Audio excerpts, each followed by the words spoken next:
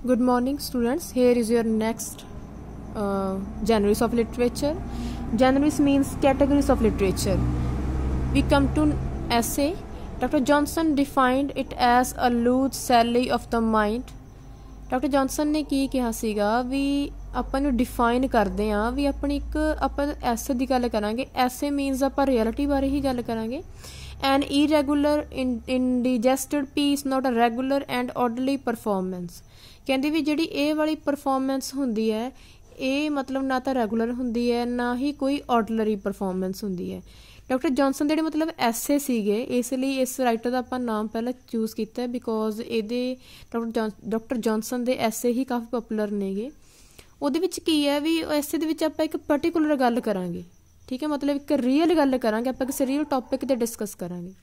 The Oxford English Dictionary defines it as a composition of moderate length on any particular subject। ਆਪਾਂ ਕਿਸੇ ਇੱਕ particular subject ਦੇ ਉੱਪਰ discuss ਕਰਾਂਗੇ। Originally implying want of finish but now said of a composition more or less elaborate in style, though limited in range। ਇਹਦੇ ਵਿੱਚ ਕੀ ਹੈ ਕਿ originally imply ਹੁੰਦੇ ਨੇ ਕਿ ਵੀ want of finish but now, but ਆਪਾਂ ਕੰਪੋਜੀਸ਼ਨ ਦੇ ਬਾਰੇ ਵੀ ਗੱਲ ਕਰਾਂਗੇ। ਜਿਵੇਂ ਹੁਣ ਆਪਾਂ ਐਸੇ ਰਾਈਟ ਕਰਨ ਲਈ ਆਪਾਂ ਆਪਣੇ ਵਰਡਸ ਦੇਖਦੇ ਹੁੰਦੇ ਹੈਗੇ, ਆਪਾਂ ਇੱਕ ਸਟਾਈਲ ਉਹ ਵੀ ਇਲੈਬੋਰੇਟ ਕੀਤਾ, ਆਪਾਂ ਉਹਨੂੰ ਵੀ ਦੇਖਾਂਗੇ। The essay has been called the after dinner monologue of an interesting and well informed man। ਕਹਿੰਦੇ ਐਸੇ ਆਪਾਂ ਨੂੰ ਕਿਸ ਗੱਲ ਬਾਰੇ ਦੱਸਦਾ ਹੈਗਾ? The after dinner monologue of an interesting and well informed man।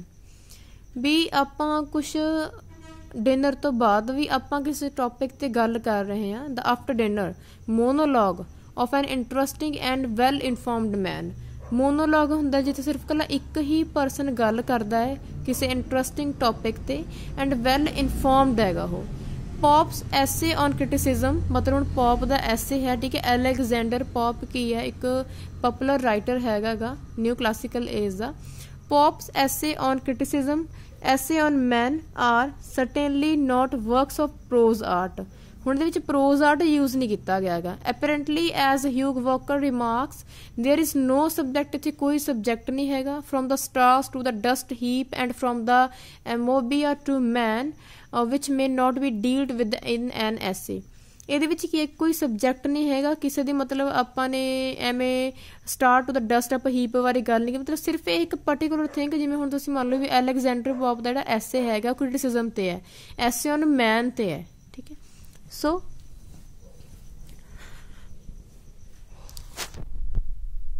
It was Montaigne a French man of 16th century। ਇੱਕ ਮੈਨ ਹੈ ਉਹ 16th century ਦੇ ਵਿੱਚ ਹੈਗਾ who used the word essay to describe this literary composition। Francis beacon ਦੇ ਵੀ ਐਸੇ ਹੀ ਨੇ, is known as the father of English essay ਮੰਨਿਆ ਜਾਂਦਾ ਹੈ। he dressed the essay in bits of wit and wisdom। ਮਤਲਬ ਉਹਨੇ ਐਸੇ ਨੂੰ ਕੀ ਡਰੈਸ ਕੀਤਾ ਹੋਇਆ ਹੈ ਵੀ ਇਹਦੇ ਵਿੱਚ ਆਪਾਂ ਵਿਟ ਮਤਲਬ ਆਪਾਂ ਇੱਕ ਚਲਾਕੀ ਵਾਲੀ, ਆਪਾਂ ਇੱਕ ਸਿਆਣਪ ਵਾਲੀ ਗੱਲ ਕਰਾਂਗੇ। ਜਿਹੜੇ ਦੇ ਐਸੇ ਸੀ ਮਤਲਬ 1561-26 ਦੇ ਸੈਂਟਰ ਦੇ ਵਿੱਚ ਆਏ ਹੋਣਗੇ। The essay is to doubt bush one of the late courses in the banquet of literature. ਅਤੇ ਜਿਹੜੇ ਇਹ ਵਾਲੇ ਐਸੇ ਸੀਗੇ ਮਤਲਬ ਬੈਸਟ ਮੰਨੇ ਜਾਂਦੇ ਹੁੰਦੇ ਨੇਗੇ ਲਿਟਰੇਚਰ ਦੇ ਵਿੱਚ। Bacon characterized his essays as dispersed meditation. Bacon ਕਿਸ ਬਾਰੇ ਗੱਲ ਕਰਦਾ ਹੈ ਵੀ ਇਹ ਇੱਕ ਡਿਸਪਰਸਡ ਮੈਡੀਟੇਸ਼ਨ ਦੀ ਗੱਲ ਕਰਦਾ ਇਹਦੇ ਵਿੱਚ। ਮੈਡੀਟੇਸ਼ਨ ਤੋਂ ਸਮਝਦੇ ਹੀ ਹੋਵੋਗੇ। ਸੋ ਨੈਕਸਟ ਹੈਗਾ with the rise of journalism at the beginning of the 18th century। Journalism ਮਤਲਬ ਕੀ ਸੀ ਵੀ ਜਦੋਂ ਜਰਨਲਿਜ਼ਮ ਸ਼ੁਰੂ ਹੋਇਆ ਵੀ ਮਤਲਬ ਉਹ 18th century ਦੇ ਵਿੱਚ ਸੀਗਾ ਤਾਂ ਐਸੇ ਆਪਣੇ ਆਪ ਪੀਰੀਅਡਿਕਲੀ ਲੋਕਾਂ ਦੇ ਸਾਹਮਣੇ ਆ ਗਏ। Taking a hint before Defoe's review, ਠੀਕ ਹੈ, ਡਨੈਲ ਡੈਫੋ ਦਾ ਰਿਵਿਊ ਸੀਗਾ। Steele and Addison turned acknowledge masters of the form in the Tatler and Spectator. ਇਹ ਸਾਰੇ ਇਹਨਾਂ ਦੇ ਸੀਗੇ। The innumerable daily papers and monthly periodicals of our own time afforded almost unlimited scope for the essayist. ਇਹਦੇ ਵਿੱਚ ਕੀ ਸੀ ਕਹਿੰਦੇ ਵੀ ਜਿਵੇਂ ਹੁਣ ਮੰਨ ਲਓ ਵੀ ਆਪਾਂ ਇੱਕ ਐਡੀਟਰ ਵਾਲਾ ਪੇਜ ਰੀਡ ਕਰਦੇ ਵਿੱਚ ਮਤਲਬ ਰਾਈਟਰਸ ਦੇ ਕਾਫੀ ਐਸੇ ਦਿੱਤੇ ਹੁੰਦੇ ਨੇਗੇ, ਤਾਂ ਹੌਲੀ ਹੌਲੀ ਕੀ ਹੈ ਵੀ ਸਾਰੇ ਰਾਈਟਰਸ ਆਪਣੇ ਜਿਹੜੇ ਐਸੇ ਸੀਗੇ ਉਹ ਪਬਲਿਸ਼ ਕਰਾਉਣ ਲੱਗ ਪਏ ਸੀਗੇ ਨਿਊਜ਼ਪੇਪਰ ਦੇ ਵਿੱਚ। ਤਾਂ ਪੇਪਰਸ ਐਂਡ ਮੰਥਲੀ ਪੀਰੀਅਡਿਕਲੀ ਐਸੇ, ਅਤੇ ਮਤਲਬ ਇਹ ਜਿਹੜੇ ਐਸੇ ਸੀ ਮਤਲਬ ਇਹ ਮੰਥਲੀ ਔਰ ਵੀਕਲੀ ਪਬਲਿਸ਼ ਹੁੰਦੇ ਸੀਗੇ। ਹੁਣ ਆ ਗਿਆ ਦ ਸ਼ਾਰਟ ਸਟੋਰੀ।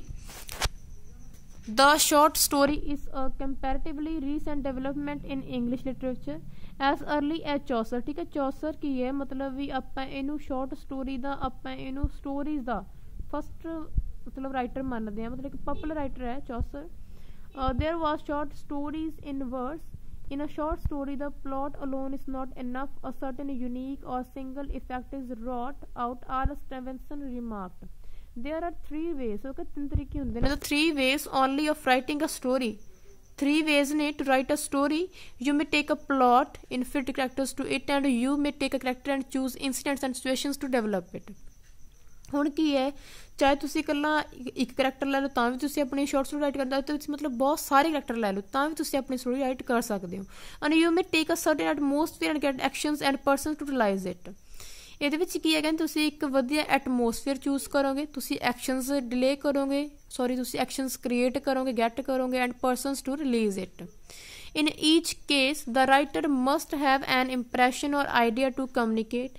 ਕਹਿੰਦੇ ਇਹ ਰਾਈਟਰ ਕੋਲ ਮਤਲਬ ਇੱਕ ਆਈਡੀਆ ਹੁੰਦਾ ਹੀ ਹੁੰਦਾ ਹੈ ਇੱਕ ਵਧੀਆ ਇੰਪ੍ਰੈਸ਼ਨ ਕ੍ਰੀਏਟ ਕਰਨ ਦਾ ਆਪਣੇ ਸਪੈਕਟੇਟਰਸ, ਆਪਣੇ ਰੀਡਰਸ ਦੇ ਉੱਪਰ, ਆਪਣੇ ਮਤਲਬ ਜਿਹੜੇ ਉਹਦੇ ਸਾਰੇ ਵਿਊਜ਼ ਦੇਖਣ ਨੇ ਮਤਲਬ ਉਹਨਾਂ ਨੂੰ ਦੇਖਣ ਦੇ ਵਿੱਚ। The language here should be a model of economy. ਅਤੇ ਕਹਿੰਦੇ ਲੈਂਗੁਏਜ ਕੀ ਹੈ, ਇਕੋਨਮੀ ਦੇ ਅਕੋਰਡਿੰਗ ਹੋਣੀ ਚਾਹੀਦੀ ਹੈ। ਠੀਕ ਹੈ ਵੀ, ਤਾਂ ਕਿ ਜਿਹੜੇ ਕਾਮਨ ਪੀਪਲ ਉਹਨੂੰ ਘੱਟੋ ਘੱਟ ਅੰਡਰਸਟੈਂਡ ਕਰ ਸਕਣ। What is biography? The biography as an art form has developed comparatively recently. ਠੀਕ ਹੈ, ਤੁਸੀਂ ਇੱਥੇ ਆਪਣੀ ਟਰਮ ਵੀ ਐਡ ਕਰ ਸਕਦੇ ਹੋ ਇਹਦੇ ਵਿੱਚ ਬਾਇਓਗ੍ਰਾਫੀ ਦੇ ਵਿੱਚ। The Oxford dictionary defines biography as a history of the lives of individual man as a branch of literature. In the words of Nicholson, the biography is a truthful record of an individual composed as a work of art। A pure biography would give us a perfect picture of development of both the external and inner life of its subject। ਜਿਹੜੀ ਕੀ ਹੈ ਵੀ ਇੱਕ pure biography ਕੀ ਹੈ ਵੀ ਆਪਾਂ ਨੂੰ internally externally ਇੱਕ ਆਪਾਂ subject ਦੇ ਮਤਲਬ ਆਪਾਂ ਕਿਸੇ ਪਰਸਨ ਦੇ ਬਾਰੇ ਰਾਈਟ ਕਰ ਰਹੇ ਹਾਂ ਤਾਂ ਆਪਾਂ ਨੂੰ ਵਧੀਆ ਨੌਲੇਜ ਕ੍ਰੀਏਟ ਕਰੂ, ਆਪਣੇ ਇੱਕ ਵਧੀਆ ਇੱਕ ਪਰਫੈਕਟ ਪਿਕਚਰ ਕ੍ਰੀਏਟ ਕਰੂ ਕਿਸੇ ਦੇ ਬਾਰੇ। Biography may be impure. ਕਹਿੰਦੇ ਬਾਇਓਗ੍ਰਾਫੀ ਕੀ ਹੈ, ਇੰਪਿਓਰ ਵੀ ਹੋ ਸਕਦੀ ਹੈ। The most common cause is the desire to honour the dead and to conceal the evil and perpetuate the memory of the good. Common cause ਕੀ ਹੈ ਵੀ desire to honor the dead and to conceal the evil and perpetuate the memory of the good। A second factor making for impurity is to obstruction of the author's own views and prejudices। Second factor ਕੀ ਹੁੰਦਾ, ਕਹਿੰਦੇ ਵੀ ਆਪਾਂ ਇੱਕ ਕਿਸੇ writer ਦੇ view ਦੇ ਵਿੱਚ ਆਪਾਂ ਉਹਦੇ ਮਤਲਬ ਆਪਾਂ ਕੁਛ ਇੰਪਿਓਰਿਟੀ ਕ੍ਰੀਏਟ ਕਰਦੇ ਹਾਂ ਕਈ ਵਾਰੀ, ਤੁਸੀਂ ਇਹਦੇ ਵਿੱਚ ਆਪਣੀ ਟਰਮ ਐਡ ਕਰ ਸਕਦੇ ਹੋ। And the next is autobiography is also part. ਤੁਸੀਂ ਇਹਦੇ ਵਿੱਚ ਆਪਣੀ ਟਰਮ ਇੱਕ ਐਡ ਕਰ ਸਕਦੇ ਹੋ।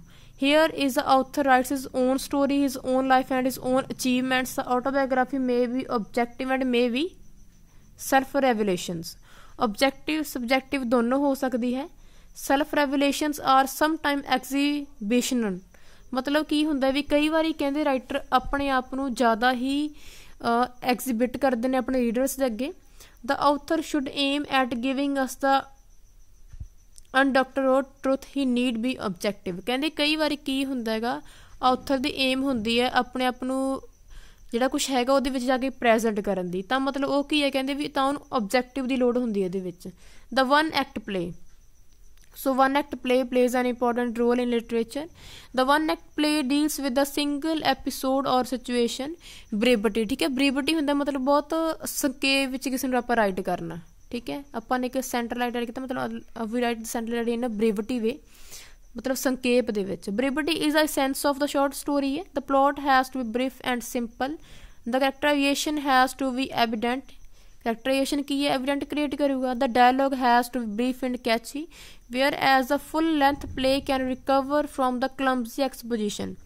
ਮੰਨ ਲਓ ਤੁਸੀਂ ਆਪਾਂ ਕੋਈ ਵਨ ਐਕਟ ਪਲੇ ਹੁੰਦਾ ਵੀ ਐਕਟ ਵਿੱਚ ਆਪਾਂ ਇੱਕ ਇੰਸੀਡੈਂਟ ਬਾਰੇ ਗੱਲ ਕਰਾਂਗੇ ਤਾਂ ਆਪਾਂ ਉਹ ਇੰਸੀਡੈਂਟ 'ਚ ਮਤਲਬ ਆਪਾਂ ਸੀਰੀਅਲ ਦੇਖਦੇ ਨੇ ਇੱਕ 1.5 ਆਵਰ ਦਾ ਇੱਕ ਸੀਰੀਅਲ ਹੁੰਦਾ ਸੋ ਆਪਾਂ ਉਹਨੂੰ ਵਨ ਐਕਟ ਬੋਲ ਸਕਦੇ ਹੁੰਦੇ ਹੈਗੇ।